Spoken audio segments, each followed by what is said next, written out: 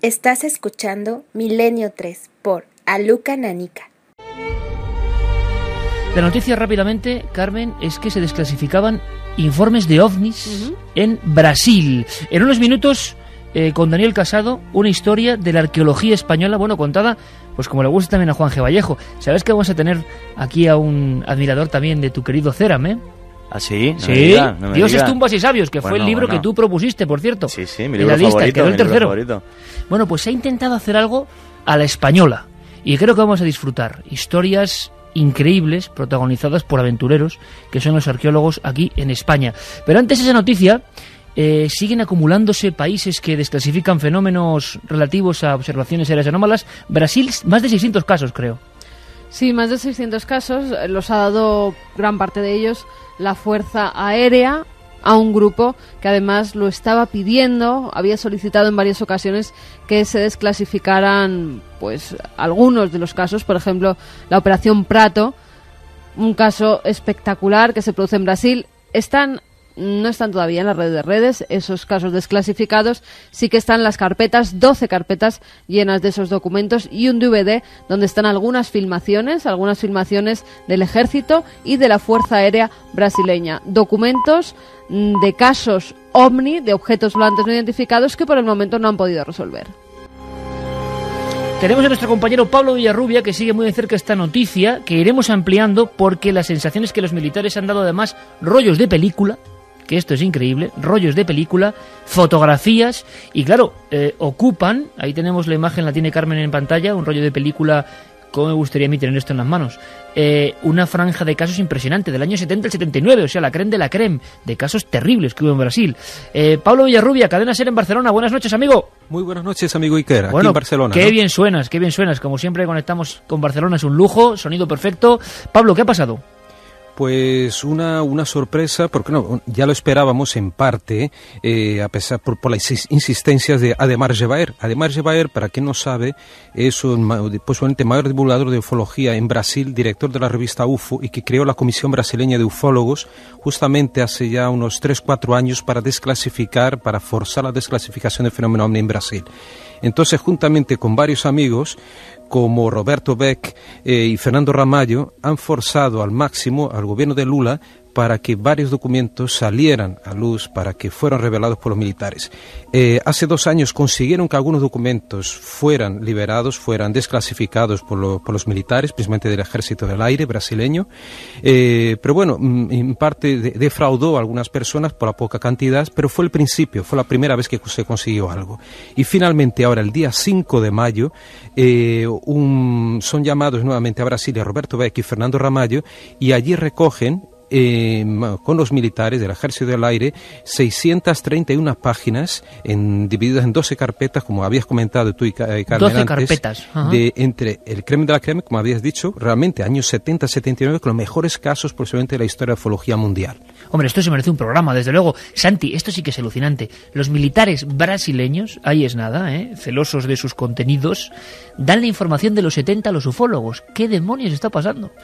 Pues yo creo que ya esto es una especie de día de la marmota que vamos teniendo aquí casi todas las semanas, de que prácticamente cada mes se nos añade un país nuevo a esta epidemia epidemia afortunada de desclasificaciones OVNI, y en este caso tenemos un país y una época especialmente interesantes, con lo cual, en cuanto empiece a desgranarse todo lo que hay, se habla incluso de información sobre aspectos bastante interesantes, y que hasta ahora parecían que eran simplemente folclóricos, como el mítico chupa chupa. Claro, que con ese nombre, claro, dices, pero que era una luz que llenó portadas y portadas de periódicos en Brasil, porque la gente del estado, sobre todo de, no sé si es Isla de Colares, nos puede contar Pablo, ¿verdad? Maranhão, sí. ¿Podías resumirnos? Porque vamos a escuchar, hemos podido hablar gracias a ti, Pablo, con Ademar Gevaer, el responsable de esta desclasificación de informes militares. Claro, una zona de selva tupida, apariciones de ovnis año 77, si no me equivoco, Pablo, y mucha gente con unas picaduras y unos problemas médicos. Y aquello parecía un virus extraño, ¿no? Algo increíble. ¿Hay información sobre estos casos? Sí, bueno, a mí me sorprendió porque estos días prácticamente no he podido dormir, Iker, estando aquí en Barcelona, porque cuando empecé a abrir las carpetas, o sea, a mirar el contenido de cada una de esas carpetas, era una sorpresa tras otra. Ah, las tienes ya en las manos. Exactamente. Madre y además, mía, qué malandrín eres. ¿Cómo te envidio, Pablo? Y no. Y además, ahora mismo yo creo que se pueden consultar ya por internet y ya están colgadas en este momento en la página de la revista UFO, es ufo.com.br. ufo.com.br. BR, exactamente. Vamos a ver qué hay. Y están en PDF muchos de esos documentos, y a mí me sorprendió porque están con nombres y apellidos, nada tachado. ¿No se ha tachado? No se tachó nada, están direcciones de personas, no sabemos hasta cuánto tiempo estarán ahí colgadas esas carpetas, pero es sorprendente. Y como te dije, estos días no pude dormir porque, claro, empecé a ver las cartas, eran cartas, documentos, por ejemplo, cartas dirigidas al presidente Ernesto Geisel, que en aquella época, estamos hablando de época de la dictadura militar de Brasil, ¿no? Pues le llegaban cartas, y fíjate qué sorpresa, Iker. Bueno, eso lo sabía. Ernesto Geisel era un gran admirador del fenómeno ovni, y de hecho, cuando llegaba una carta del extranjero especialmente, o incluso nacional, se la encaminaban directamente a su despacho. O sea, el presidente era un enamorado de la ufología. De la ufología, porque su hermano había sido testigo en Río Grande del Sur, y él mismo, de varios avistamientos ovnis. Y entonces Geisel, por ejemplo, recibe un pedido, hay una carta entre estos documentos desde Estados Unidos pidiéndole informaciones o que desclasificara el caso de Trindade de 1958, sí, claro. El famoso caso de este ovni fotografiado en la isla de Trindade, ¿no?, durante el Año Geofísico Internacional. Esta es una de las muchas sorpresas. Por ejemplo, podemos encontrarnos, también me encontré un material increíble, y eso lo vais a ver. Te ve emocionado, Pablo? No es para menos. Esta tarde yo estaba disfrutando viendo todo ese material, claro, de Durval Osvaldo Tonsac, que era un teniente coronel aviador de la FAB, de la Fuerza Aérea Brasileña, y que este hombre era un entusiasta de los ovnis, y pidiendo colaboración a varios ufólogos civiles que efectivamente colaboraron con este hombre. Y fíjate qué interesante, Iker, que él escribe al mítico general Alfredo Moacir Uchoa. Digo mítico porque fue uno de los grandes divulgadores de la ufología, investigador, un general del ejército brasileño, pidiendo que por favor, para participar en el Congreso de Ufología del año 75 en Brasilia, mítico, porque ahí estaba Joseph Allen Hynek y una gran playa de ufólogos de Estados Unidos que vienen a participar de ese congreso. Y entonces él pide para ir como observador oficial de ese congreso. El general. ¿No? Oye, una cosa, Pablo. Vamos a escuchar a Ademar Guevaer, el responsable de todo esto. Le hemos podido entrevistar, nos habla de esa Operación Prato, que claro, la gente está acostumbrada a lo que viene de Estados Unidos y el Área 51, pero es que esto tendría un nivel de película igual. Y ese fenómeno de los chupa-chupa, como se llamó en Brasil, luces vampíricas, lo decían allí, no sabemos qué es, no sabemos qué demonios era todo eso, pero gente con heridas, tú pudiste entrevistar a los médicos en esa zona del estado de Pará. Nos lo contaba Ademar Guevaer. Pues la Operación Prato en la Amazonia consistió de una investigación militar, la más grande que tenemos conocimiento en todo el mundo, de un equipo militar que ocurrió de septiembre a diciembre de 1977, porque las personas en el Amazonas estaban muy nerviosas porque habría una luz que era llamada de chupa-chupa o luz vampira, que los atacaba a los testigos. Algunas veces las personas se quedaban inconscientes por horas o por días. La Fuerza Aérea Brasileña fue llamada para hacer una investigación de este fenómeno, que se llamó fenómeno chupa-chupa. Lo que ocurrió es que una operación militar fue formada con alguna cosa entre 30 y 40 hombres, bajo el comando del coronel William G. Bolivar Soares Nogueira de Holanda Lima, hicieron investigaciones del fenómeno. Y escuchar esto con la música de Klaus Schulz que nos pone Geray Martínez a mí también me emociona, porque es como el regreso a un tiempo. Yo sé que mucha gente no entiende esta emoción. equipos de 40 militares en la selva brasileña investigando a personas que tienen heridas increíbles, que están bajo shock y que lo único que recuerdan es que han visto unas luces antes, unas luces extrañas en lugares y aldeas donde no hay luz ni agua. Es increíble. Pablo, seguiremos hablando. Yo creo que esto merece casi un serial, porque yo creo que hay información de algunos de los mejores casos de la historia. Esa filmación, que es lo que puede llamar la atención, ese rollo azul de Super 8, creo, que se ha entregado en esas carpetas, ¿sabes qué contiene ya? Bueno, yo estuve hablando el otro día con Roberto Beck, que es el que recogió el material directamente en Brasilia. Él ya pudo, creo que fue antes de ayer que pudo visionar esta película.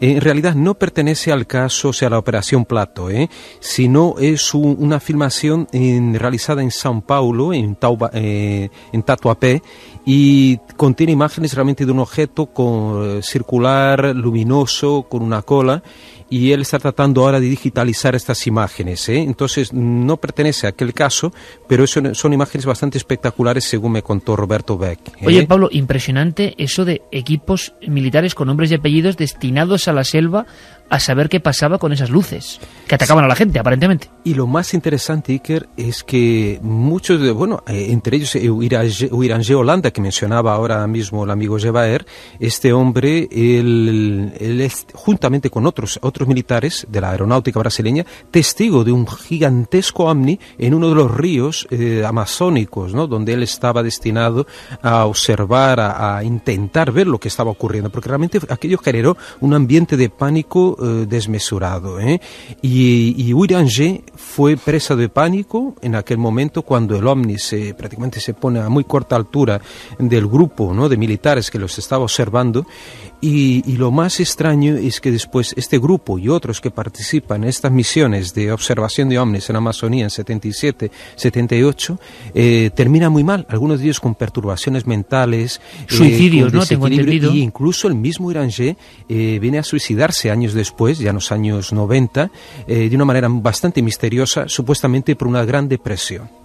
De verdad, Pablo, hay que cribar todo esto, hay que analizar. Yo creo que tenemos que hablarlo con calma. Fíjate, la semana que viene estamos en un punto caliente de todo este tipo de misterios que no sabemos lo que son, pero desde luego interesan al hombre. Como interesan al hombre, nos interesan a nosotros. Próximo día 23, o sea, el siguiente sábado, estamos en Morón de la Frontera, pabellón Blas Infante. Poneos en contacto, amigos. Más de 1.300 personas pueden entrar. Radio Morón, vamos a pasar una noche maravillosa. Entradas gratuitas, por supuesto. Que nos decían, ¿dónde puedo comprar las entradas? De Como comprar, siempre, no van a ser nada. gratuitas. Radiomorón.es, y amigos de Radio Morón, provincia de Sevilla, que imagino que tendremos muchos amigos de la provincia que estén allí. Hablaremos también de este fenómeno y quizás sepamos más con Pablo, porque esto tenemos que hacer, Pablo, como en el diario Pueblo Mítico, un serial, porque hay casos, yo creo aquí, de verdad impresionantes por lo que implicaban. Porque aquí los militares en Brasil sí que se metieron de lleno, como testigos y como investigadores. Hay que saberlo y hay que contarlo. Como siempre, Pablo Villarrubia, un abrazo grandísimo, hermanito. Un gran abrazo, amigos. 2:42, cambiamos de tercio. Luego Santi nos tiene que contar algo impresionante. La Kennedy desconocida, ¿no? Se ha publicado algo en España que ha puesto los pelos de punta. La historia de una lobotomía. Ponen los pelos de punta, de verdad. Ponen los pelos de punta. Vamos a saber un poco más, ¿vale, Santi? Vamos a contarlo porque creo que es una de las historias más aberrantes del siglo XX. Y es aberrante no solo porque le haya sucedido a una persona famosa, sino porque hay un pequeño holocausto desconocido que vamos a enterar, gracias a esa rendija que nos abre esa Kennedy desconocida, vamos a enterar en un holocausto que se llevó por delante la mente, el alma de miles de personas durante décadas. Pues hace un tiempo recibíamos un libro que yo creo que, bueno, le reconcilia mucho a uno con el espíritu auténticamente aventurero y de búsqueda, ¿no? Porque como en todas las cosas, siempre parece que miramos más hacia afuera, y en España tenemos ejemplos más que de sobra, aunque quizá por eso más desconocidos, para enamorarnos de nuestro pasado y de lo que desconocemos del pasado. El autor es Daniel Casado Rigal, lo ha editado La Esfera de los Libros, se llama El arqueólogo enamorado, la historia oculta de la arqueología española. Qué bonito, ¿eh? La historia oculta de la arqueología española. Así que, si te parece, Carmen, desde ya 3 ejemplares, ¿no? Vamos a sortear 3 ejemplares de ese magnífico libro, El arqueólogo enamorado, entre todos los mensajes que nos lleguen a esas vías de contacto. Cadenaser.com, ahí pueden publicar sus mensajes. Milenio3 con número @cadenaser.com o nuestro 7640, palabra clave milenio, espacio y vuestros mensajes y también vuestras preguntas, porque así podremos transmitírselas al autor del libro, a Daniel. Y también que nos digan qué pasa con esto de Brasil, por ejemplo, o sea, qué está pasando en el mundo. Tú decías ahora mismo, ¿será por tanta crisis internacional que hay que desviar la atención? Para desviar la atención, siempre pasa. Es una buena suposición.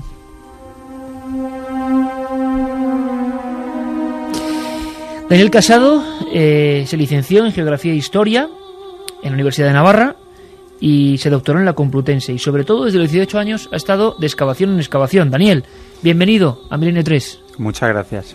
Gracias por enviarnos el libro, gracias por con tanto corazón, ¿no? Contar historias. Sé que a ti un libro te había hipnotizado, como le pasó a Juanje, bueno, y a todos, ¿no? Dioses, tumbas y sabios, de Ceram, por ejemplo, que te parecía una forma distinta de contar la historia, y quizá ahí esté la clave, ¿no? Bueno, Ceram lo que hizo hace 50 años fue aproximarnos al gran público pues un mundo tan desconocido entonces como es la arqueología, y lo hizo pues con un relato muy ameno y muy sugestivo, tocando la arqueología de todo el mundo, porque él, la verdad es que nos paseó por las ruinas de Nínive, de Chichén Itzá, de Micenas, de Troya. Él lo que hizo fue abarcar de toda la arqueología mundial y servirnosla en esa gran obra. Y yo lo que he hecho es seguir sus pasos, pero ciñéndome al entorno nuestro, a la geografía española y a todas esas ruinas que tenemos, pues unas más olvidadas que otras, pero donde se ha hecho muy poca historia de la arqueología. Realmente Pues un gran trabajo, Daniel, un gran trabajo, porque yo creo que mucha gente, y es lo que importa, se puede aficionar, ¿no?, a la búsqueda. Yo creo que es uno de los últimos oficios, bueno, es como decir que el de periodista es oficio, no es oficio, es la vida. No hay separación entre oficio y vida prácticamente, ¿no? Esa curiosidad permanente por nuestro pasado. Tú, como es de rigor, empiezas con la historia de Sautuola, que es, yo creo, una de las más increíbles injusticias que han ocurrido en este país. El descubridor del arte rupestre realmente es un santanderino de la provincia de Santander. Hablaremos del largo y tendido que descubre Altamira, que también es increíble, ¿no?, descubrir Altamira cuando no se conocían otras cuevas con arte rupestre, con su hija excavando con él, que ya da una perspectiva de cómo era este gran tipo, ¿no?, con su hija excavando. Pero a mí me ha gustado mucho, Daniel, has visto que me lo he leído y releído, y te lo es agradezco. Que hay un capítulo que hablas de megalitos. Yo creo que son uno de los grandes desconocidos, fíjate. Se habla mucho de cierta arqueología. Ahora vamos a hablar de un tema que le encanta a Juanje, por ejemplo, Numancia, que estuviste allí. ¿Qué pasa? ¿Dónde están los muertos de Numancia? Ese redescubrimiento de la mítica Numancia. Pero tú tienes una experiencia que me gusta mucho porque es personal, que seguro que muchos te pueden criticar desde el aspecto ortodoxo, y es lo bonito ser valiente para contar que a veces las piedras hay que sentirlas. No solo es catalogarlas, que ya se hace muy bien, sino sentirlas, que es lo que a veces parece que se ha olvidado. Y en algunos lugares bien mágicos de la España dolménica y megalítica te pasan cosas, ¿no? Y vives esa conexión con las piedras.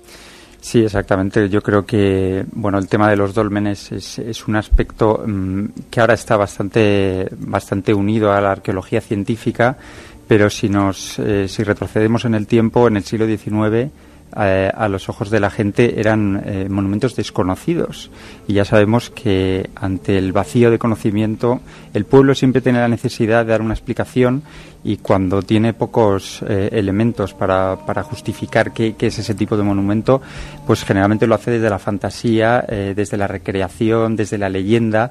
Y bueno, lo que he tratado yo de reflejar en este capítulo es cómo los monumentos megalíticos forman parte del paisaje agreste de nuestra España rural, y han estado formando parte de los propios pueblos. Entonces, la versión que ha ido transmitiéndose de unas generaciones a otras, hoy mismo se ve, como dices tú, desde la ortodoxia arqueológica, como algo inexplicable. Pero a mí me parece que el buen arqueólogo no tiene que renunciar a esas versiones que están en la boca del pueblo y que se han ido transmitiendo de generación en generación. Generalmente las leyendas son verdades sazonadas con la imaginación del hombre.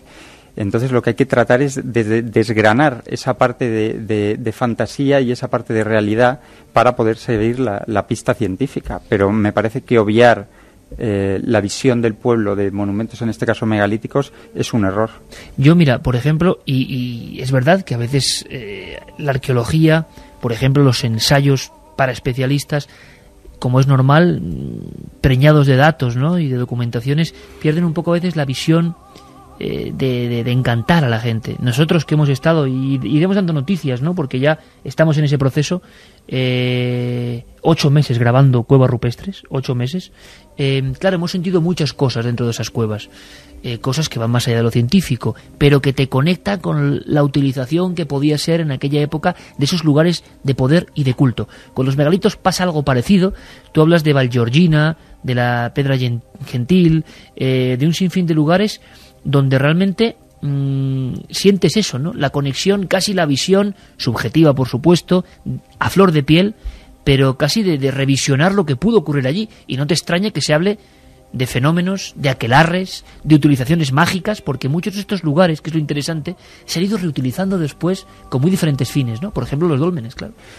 Los centros de culto realmente pasan los siglos, pero las personas siguen acudiendo a ellos. Y puede haber detrás un pasado pagano que con el tiempo se ha cristianizado, pero se sigue manteniendo ese esoterismo, esa magia y ese culto que ha habido en otros siglos. En este caso, el cristianismo lo que hace muchas veces es prohibir esos centros de culto relacionados con agua, con manantiales, con bosques, con ríos, de los que nos hablan, por ejemplo, en la Galicia mágica de Venceslao Fernández Flórez. Bueno, todo eso tiene una trastienda pagana que hay que saber interpretar. Y en este caso, muchas veces el cristianismo lo que ha hecho es demonizar estos lugares de culto, y por eso están tan relacionados actualmente con brujas, con aquelarres, con gnomos, con follets, como son en Cataluña, pero realmente, bueno, son una manifestación más de la religiosidad popular. Lo que pasa que en este caso se entremezcla con una evidencia arqueológica. Lógicamente el arqueólogo ya tiene que centrarse más en el aspecto cronológico y funcional de estos monumentos. ¿Elegirías alguno con una X para recomendar a la gente que, libro en mano, pueda viajar a un megalito que merezca mucho la pena y donde se sienta esa conexión con el pasado mágico? Bueno, quizás uno de los megalitos más espectaculares está en el sur, que es el de la Cueva de la Menga en Antequera, quizás porque está mejor conservado que en otros puntos, pero el fenómeno megalítico per se más visible, lo que es una zona completa, posiblemente sea las estribaciones del Pirineo. En el Pirineo hay mucho megalitismo, desde la zona de Navarra hasta el extremo catalán de Gerona, y bueno, eso ya depende de gustos de cada uno, pero efectivamente, si yo tuviera que recomendar la Menga por espectacularidad, pero como fenómeno megalítico, el de la franja prepirenaica es bastante ¿Sabremos interesante. algún día, Daniel, para qué los hicieron realmente? Bueno, circulan varias teorías. La teoría de que puede ser un monumento funerario, y luego también hay quien los ha relacionado con centros de cultos mágicos, donde, bueno, digamos que acudían los grupos étnicos a celebrar ahí sus rituales mágicos, o bien para entrar en trance. Luego hay gente que ha especulado con cuestiones chamánicas también en este sentido. Pero eso está todavía muy sujeto a teorías y a gustos de cada investigador. Claro, hablamos de una época, de un tiempo que no hay fuentes escritas. Eso lo hace más problemático y también más apasionante, ¿no? Por cierto, que en cadenaser.com animamos también a gente a que, si quieres recomendarnos algún lugar arqueológico, porque hay tantas joyas en España, pero desconocidas, pero incluso entre especialistas, cuidado, yo hace poco con especialistas hablaba de la Torre de Pozo Moro, impresionante ahí en el Museo Arqueológico, y tampoco es que supieran muy bien. Entonces yo digo, bueno, en fin, debe ser porque hay mucho, ¿no? Pero desde luego la Torre de Pozo Moro, otro de esos lugares extrañísimos, ¿no? Con inscripciones. Mira, voy a leer algo que le va a gustar mucho a Juanjo Vallejo, que recoges tú en el libro, Daniel. Dices, fue un espectáculo terrible y atroz, vieja crónica, en el que caminaban, como almas sin pena, cientos de cuerpos roñosos, cubiertos de costras y heridas en carne viva. El hedor era insoportable. Los romanos veían pintados en sus ojos el dolor, la rabia y el remordimiento de haberse comido los unos a los otros. Con los despojos humanos de los caídos en la batalla, se alimentaron algún tiempo. Primero se mantuvieron con carne humana cocida, y después con la carne de los enfermos. Pero se cansaron de una dieta tan monótona y los más robustos acabaron comiéndose a los más débiles. Dice, antes de su postrero y épico abandono de la ciudad, el caudillo Retógenes ordenó que desbarataran hogares, arruinaran bodegas y prendieran fuego a sus techumbres de paja, como atestiguan las brasas que la comisión desaloja cada día por toneladas. Envilecidos y enfermos, capitularon al fin, pero sin renegar de la brava condición que les hizo extremar la resistencia. Se rindieron al infortunio, pero no al vencedor. La escena de las almas sin pena de Numancia, ¿no, Juanje? Sí, sí. Que todavía se revive allí. Sí, mal no recuerdo, 22 años de resistencia, ni más ni menos, ¿no? Tuvo que venir Escipión el Africano para poder acabar con la resistencia numantina. Hombre, yo lo que me fascina de historias como la de Numancia o Mashada, que también la viví en Israel, es de repente como un pequeño grupo se enfrenta a un imperio. Lo increíble es que, claro, aguantan 22 años hasta que viene un señor que es Escipión el Africano y que, bueno, pone orden en las legiones romanas, lo primero, porque si no es imposible la toma de Numancia. Y luego, bueno, pues hace barbaridades como cortarle las manos a pueblos que sabe que le están suministrando comida a los numantinos.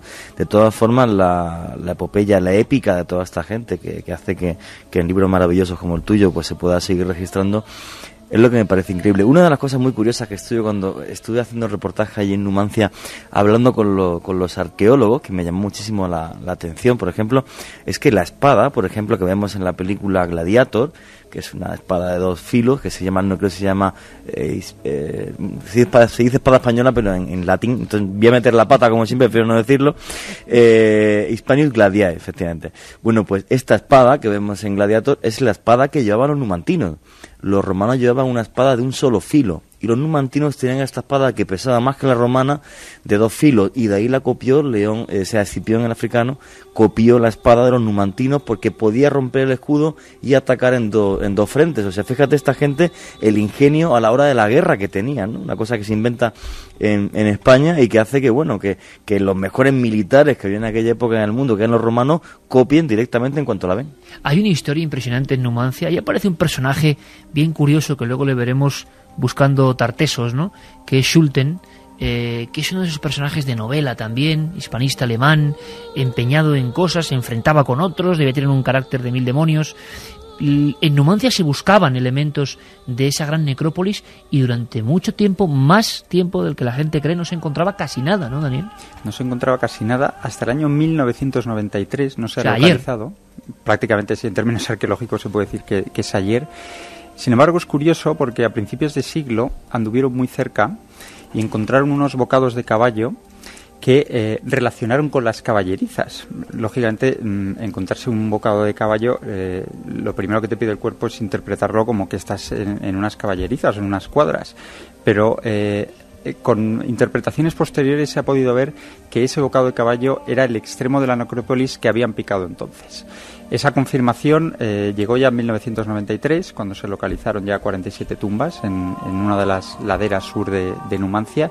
Y bueno, una de los hallazgos más perseguidos durante décadas en esta ciudad, pues por fin ha llegado a su fin gracias a Alfredo Jimeno y al descubrimiento en 1993. Muchas figuras de la arqueología patria, vamos a decirlo así, que yo no sé si son suficientemente conocidas, desde luego en España poco conocidas. Por ejemplo, investigadores, arqueólogos locales que han hecho hallazgos que quizá de haber sido en otros lugares, me refiero, serían muchísimo más conocidos, tendrían muchos más medios.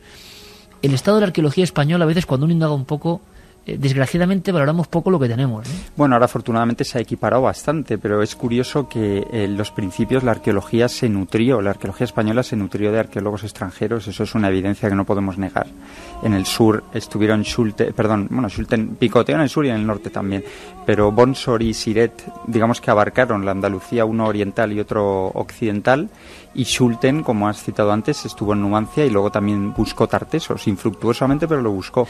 ¿Sabes que hay nuevas indagaciones e investigaciones interesantísimas del CSIC en Doñana, otra vez? Efectivamente. Buscando, para algunos la Atlántida, para otros Tartesos. Vamos a hablar de eso, si te parece. Vamos a hablar de Tartesos, vamos a hablar, si os parece, de uno de los episodios más intrigantes de la historia del arte, que es el descubrimiento del arte. No sé, siempre digo íbero o ibero, y no sé qué es lo que hay que decir exactamente. O se puede decir ambas cosas, ¿no? Sí, yo digo ibérico, pero realmente está aceptada las dos ambas formas. Cosas.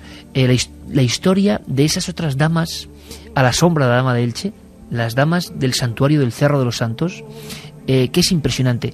Cazatesoros, falsificadores. He leído en algún lugar que algunas de las copias de estas otras damas tenían un signo que una secta o un grupo extraño al margen de los falsificadores empleó como código. Historias maravillosas que son historia de nuestra arqueología. Tesoros como el de la Liseda, ¿sabes? Esos candelabros maravillosos de oro que siempre le llaman la atención a nuestro querido amigo Manuel Pimentel, ¿no? Que siempre nos habla de ellos como asombrado, como hay que estar con esos tesoros extraños que se guardaron mucho tiempo bajo la tierra de la piel de toro. Vamos a hablar de eso y acudiremos a esa historia auténticamente de terror y de mente. Una historia de lobotomías, casi nada, con Santiago Camacho. Ahora, en unos momentos.